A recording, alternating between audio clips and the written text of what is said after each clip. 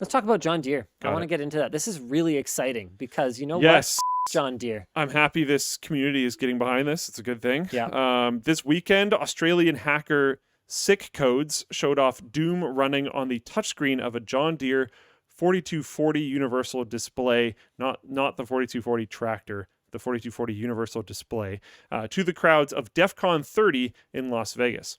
The monolithic tractor behemoth, okay, known for their green and yellow color scheme and putting anti-repair software on their machines, have been releasing touchscreen farming equipment for over a decade. Sick Codes mentioned he was working on right to repair hacks for farming equipment during a presentation at last year's DEF CON about tractor application programming bugs and exploits, which is fantastic because what John Deere is doing is complete BS. Farmers were not happy with the talk publicly revealing so many vulnerabilities because some brands like John Deere don't allow DIY firmware updates. Yeah, but you need to do that so they fix it. Yeah, This has because been, otherwise they won't fix it. And yeah. someone somewhere knows about the vulnerability. So get ready for that.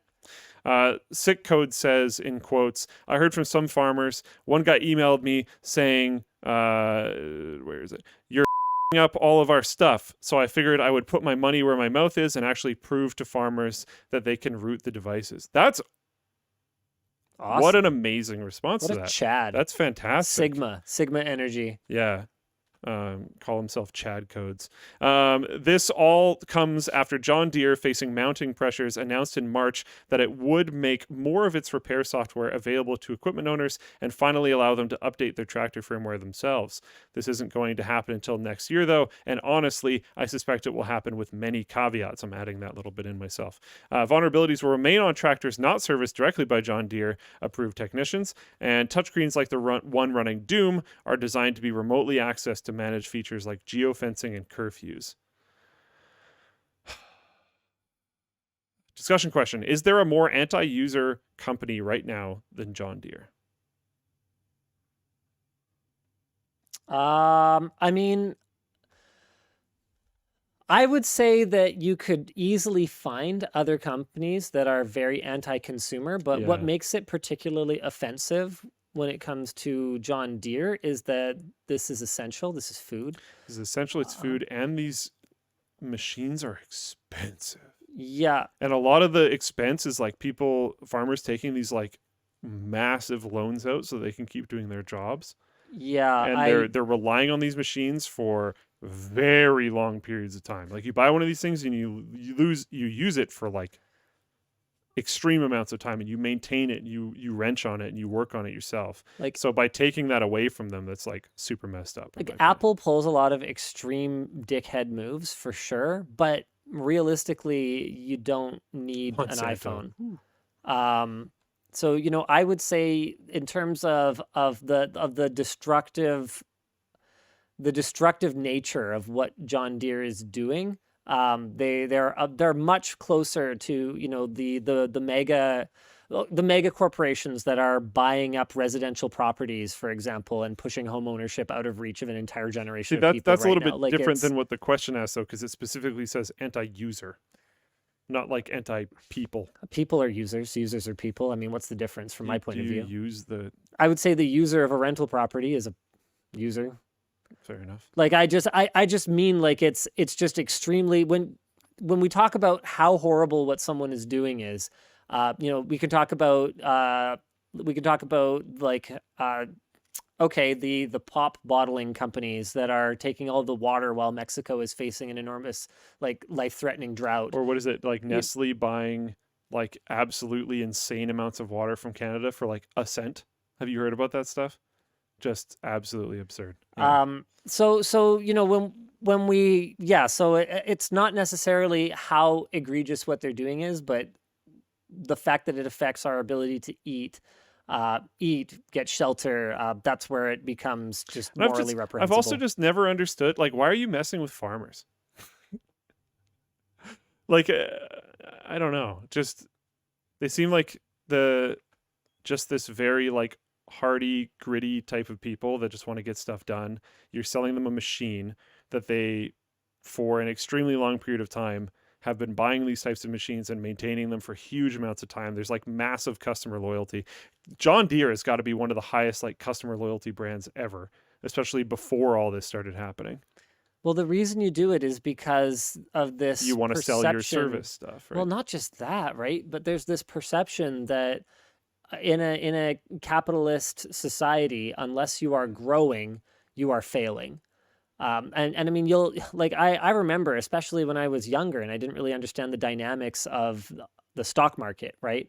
I would see a company post that they earned $3.2 billion this quarter, and boy, that was way off what analysts were expecting. So their shares plummeted today, and I'm looking at it going, They 3.4 made a ton billion of seems money. like a lot of money to me. Yeah. That's I consider that a win. And so there's this pressure on a company like John Deere to continue ramping up their revenues, but you can only sell so many tractors. So they start turning to increasingly evil schemes to extract more revenue from this finite number of customers, right? So it's a systemic problem. But that doesn't absolve John Deere of any of the responsibility that they have to take for participating in it. They could just say, nope, our tractors are user serviceable because that just matters a lot, and we're gonna build out like a servicing branch. We'll have a revenue stream from that, but we're not going to hold a gun to our users' heads and tell them they absolutely have Yeah. to use it. Yeah. They absolutely had that option, and their shareholders might not have liked it. But at the end of the day, they don't have a ton of competition, so they would have been fine, maybe just Yeah. less fine. Because the reason that the share price going up matters so much is not actually much to do with the day-to-day functioning of the company. All it really affects is how much you can borrow, essentially. And if you're running a profitable business, there's an argument to be made that you don't really, like, Apple doesn't need to borrow money. They have a ton of cash. And if they do borrow money, it's only because they are doing so strategically. It's cheaper to borrow that money than to use their own money. It's all a whole way above my pay grade game that we don't really play here. But if they're a profit, I forget where I was going with this. Blah blah blah blah blah blah. Right, yeah. So the share price doesn't actually affect the day-to-day operation of the company, but what it does affect is executive bonuses, right? So when executives are paid in shares and the share goes up, then they make a lot more money. So it basically just comes down to executive greed. Yeah. Someone pointed out too that they said in the US, but this is true basically everywhere as far as my understanding goes. Farmers have a lot of government subsidies so that they can keep the prices of groceries at grocery stores down, because if they didn't, the prices of groceries at grocery stores would be much higher. So in doing that, John Deere doing this hurts all of us. So you should care. But yeah, that's it. J.E. Realize asks, didn't Lance once say that if a publicly traded company doesn't make money, its shareholders can sue? It's more if the company misleads their shareholders and it turns out they weren't doing what they were doing, or if that publicly traded company does not act in the interest of its shareholders. John Deere could easily make the argument that it is in the interest of the long-term positive sentiment around their brand that they not engage in these anti-consumer, anti-right to repair practices. Yeah. And it'd be very unlikely, even if they could have made an extra $10 million or $100 million this quarter, they could have made a strong argument for that. It'd be very difficult to sue them over not screwing their users.